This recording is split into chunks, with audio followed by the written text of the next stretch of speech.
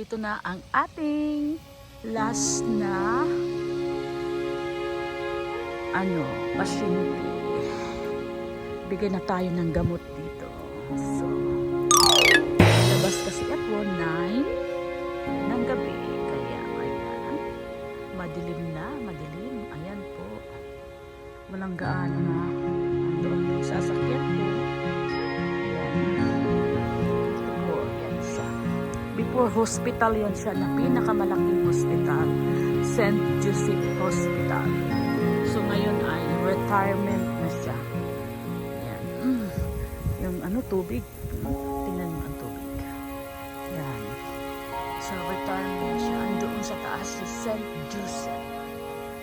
Yan. Marami na nang namamatay dito, guys. Marami. Yan.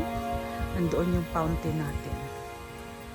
So, ako na lang isang naglalakad dito. Kasi, magbigay ako ng gamot. Ayan, napakaganda ng decoration dito, guys. Ayan. So, papasok na tayo.